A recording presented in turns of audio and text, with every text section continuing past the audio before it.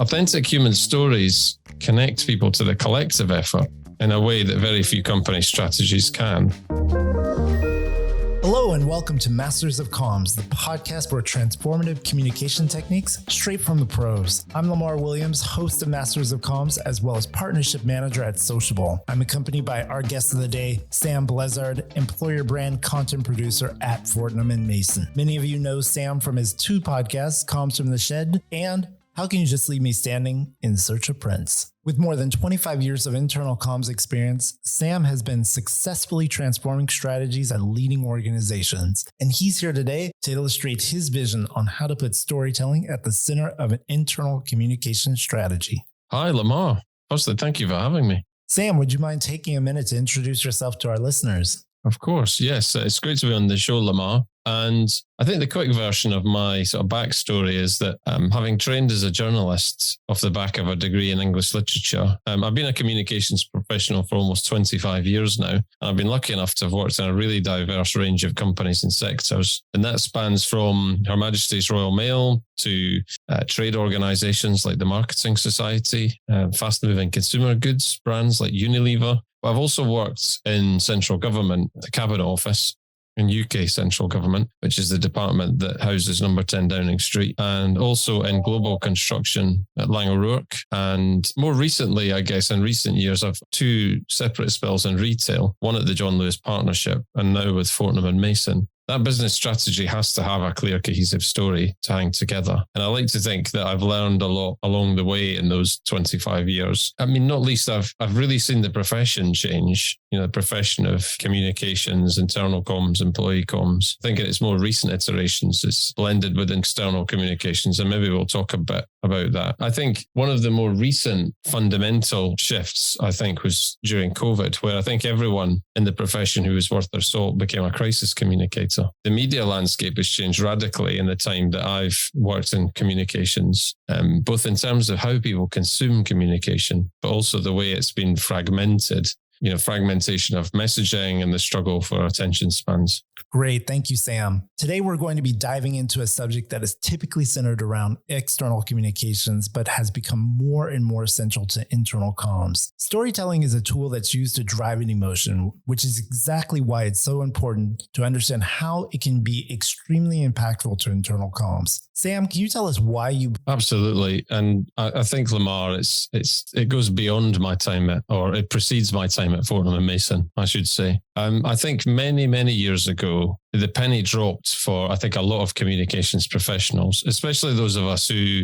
I've had the privilege really to work closely with leadership teams in our careers. It became sort of obvious about midway through my career that what really we have to do in our role is to persuade leaders to engage people's hearts and emotions first and draw an emotional response, whatever it is they're talking about in relation to the company, especially the important things, company mission and values and these kinds of things. Unless you can make employees care about that company strategy, that mission, your worldview, what it is, you feel your company ultimately contributes as a meaningful employer, why do we turn up for work? At that point, if you can engage hearts and emotion in that way, then in turn, you can bring them up to speed on logic. You and I, everyone listening, we're taught to connect to stories in such an instinctual way, from a very young age. And it very rarely requires explanation, either from birth or from childhood. And it's such an important tool because you'll only engage people in your company mission if your employees believe you're talking to them, directly to them. So connecting the overall ambition to people like them as well, so that they see people represented in those communications who are either their peers or look like their peers. And so authentic human stories connect people to the collective effort in a way that very few company strategies can. But of course, you can't have one without the other. And that's why it's such an important tool. I mean, to put it in the Fortnum Mason context, storytelling is such an important tool because we have such a rich, characterful and diverse population of people. I think at the last count, we had approximately 60 different nationalities working for us. And, I felt that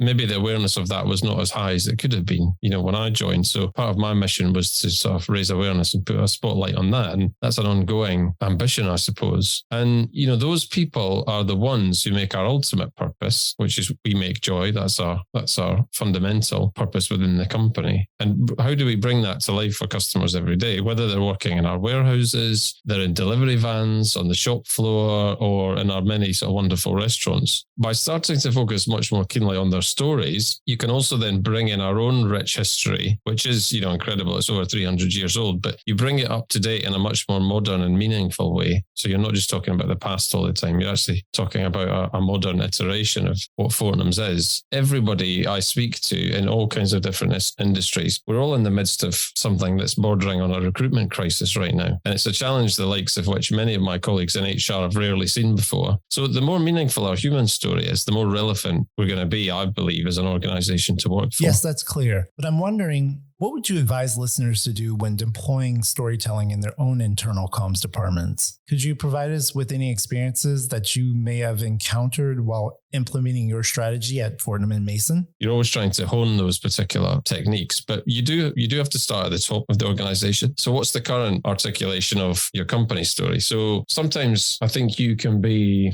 fortunate or have the good fortune of timing. So I joined the organization as towards the end of a new leadership team forming, actually, and they were honing and refining that company story. So I think if you do have the benefit of seeing a company strategy forming or being re-articulated or honed or evolved, you have to, I think, as a communications person, be clear on the value that you're going to add and what kind of influence you might have on that. So I think if you're asked for your opinion, you have to sort of be honest with yourself and ask, how clear is the current articulation of that company story? And of course, the thing I think that's possibly maybe not unique to retail, but I think there's a very specific feel in retail about, you could have a very compelling company story to customers, that is commercially very, very powerful. But what does it mean to employees? It might be less relevant to them. It might not, but I think it can mean different things. I made a sort of a good humored sort of quip to somebody the other day about, if you roll the red carpet out for your customers, you have to roll the red carpet out for your employees, right? The way you communicate externally, or the companies communicate externally, often has significant spend behind it, because we're talking about advertising campaigns, we're talking about marketing campaigns, social media activity. How are you in parallel going to balance the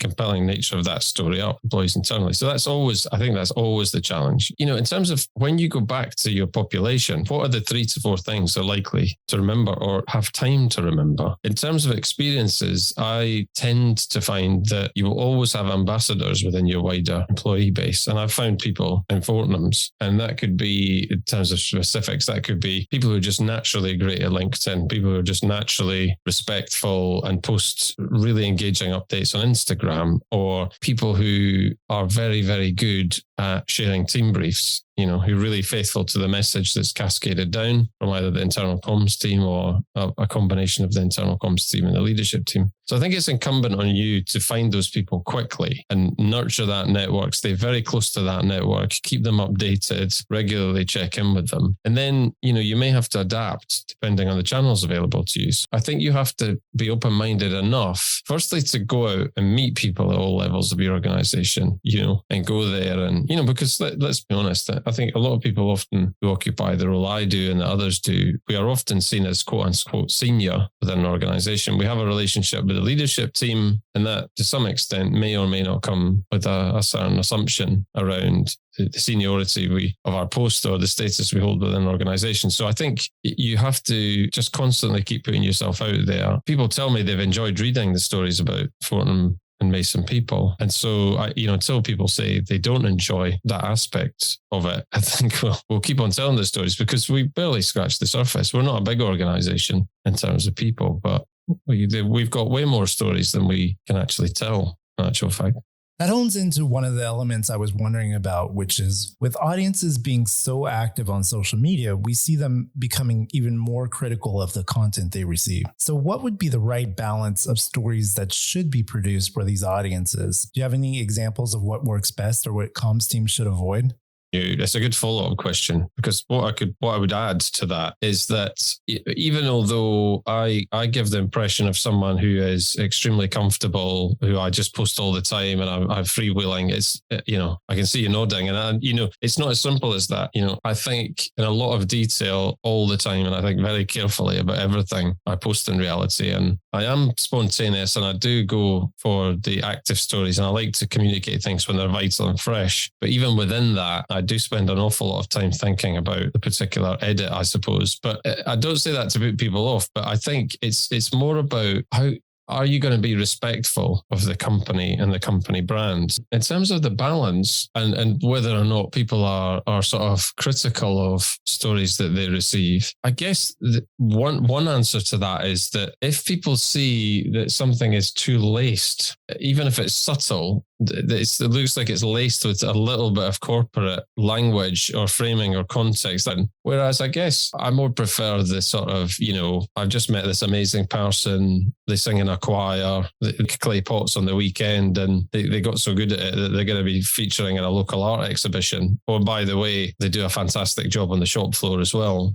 That's more what I find in terms of, my own critical eye. I'm not down on the other stuff because I know it works, and I've seen it work. And it's very slick and it's very professional. I'm just talking about the things that I think cut through. So I guess to me, Lamar, the quick version of that, so a slightly rambling answer, is that if it's laced with the corporate language, I think it stands out quite quickly. I think just try and avoid it. I think in your mind, you can know what the strategy is, or you can know what the 4 or 5 areas a company are targeting. So let's say a company has a big online push. You can share examples of people who are developing, your online platforms or your online offer, but you don't need to shove the specific strategic message that down people's throat. You just present the fact that you've got an amazing online team, very characterful, and they're very collaborative, and they're brilliant people. So it's about ways in. Yeah, I just think more and more people have sort of less and less patience for things that they see as inauthentic. Yes, so meaningful and authentic stories are key to driving audiences to content based on what we've been addressing so far. But when you have a heritage brand such as Fortnum Mason that dates back to 1707, how are you able to give a modern spin to a brand that has such a distinct history? Could you provide us with some examples of what you've done? I suppose I touched on this earlier, that when you have a business that is over 300 years old, and, we're talking about it's keeping the history alive. That's one thing. Personal life, because that's another way of looking at history. What's the personal history that's coming into this rich company history? I think that's how we see it, really.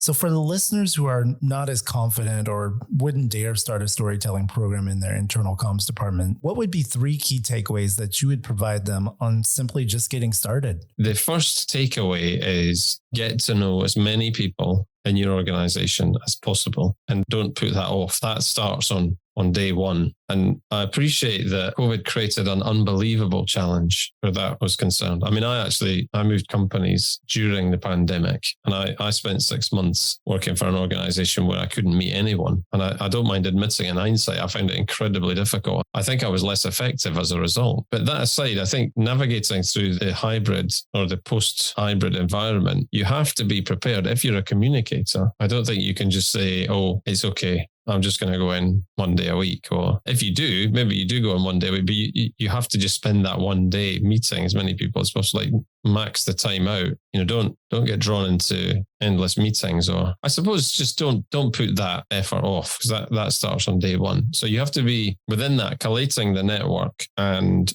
building a network of ambassadors as well, as I mentioned, because they are going to come in extremely handy sooner rather than later. I think the second takeaway I would say is if you're talking about a storytelling program, again, referring to what I said earlier, look at the story you're telling externally. If that's incredibly successful, why is it successful? What is the focused effort that's going into a storytelling program internally? Is the story you're telling compelling? Is it based on authentic human stories? It doesn't necessarily have to be. That's something that really appeals to me, that I'm passionate about. But it could just be you're just not packaging your story up in a modern way and bite-sized information, or you don't have a social aspect to it, or you're not using your networks effectively. So I think there's definitely something about how it compares to the external story and the way that story is packaged up. So I'd used the expression earlier about, it's great to roll the red carpet out for your customers, but how are you going to roll the red carpet out from a storytelling point of view in terms of your internal audience? And I think the third takeaway is that you've got to inspire people and take them with you. And so that element of surprise, I think, surprise yourself, surprise the people who you're telling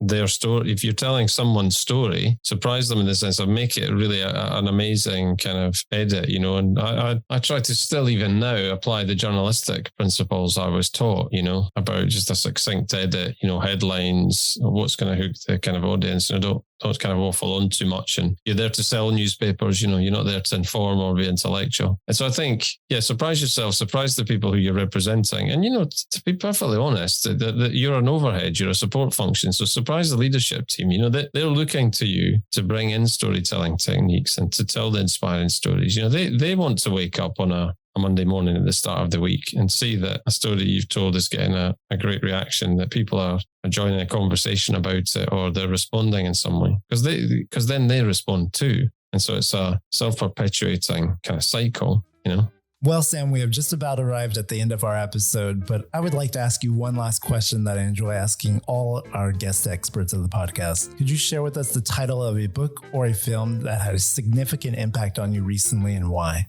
Yes, that's a great question. So I'll share with you a specific book, and it's an author as well. There's a guy, I believe he's one of the internet pioneers, but he has a very skeptical look actually at where we are now. His name's Jaron Lanier. He first took to my attention because he wrote a book called You Are Not a Gadget. More recently, he wrote a slightly more accessible book called 10 Reasons to Delete All of Your Social Media Accounts. And although it's a very provocative title, and he admits within the first few pages that he's not on a kind of tub-thumping mission to get people to do that, but it's extremely thought-provoking in terms of the way human behavior has been so kind of closely monitored in terms of its nuances and the way we are ultimately being controlled and maneuvered by algorithms that are way more sophisticated than anything we could ever have imagined. So if you want to be stimulated on that, because you don't want to switch off your social media accounts, but you'd like to kind of know what's behind the curtain kind of thing, that is extremely worthwhile, in my opinion, reading. So if you want to see the person behind the curtain in The Wizard of Oz in terms of social media, I guess that's a good one. And it's not long, it's relatively quick to read. But I guess his writings did have quite a significant impact on me. I think is one of his key skeptics as well. Thank you very much for joining us today, Sam, and responding to my questions. Thank you, Lamar. It's been great to be here. Really enjoyed the conversation. Thank you. This has been Masters of Comms, the podcast for transformative communication techniques straight from the pros. Follow us here to find the next episode. See you soon.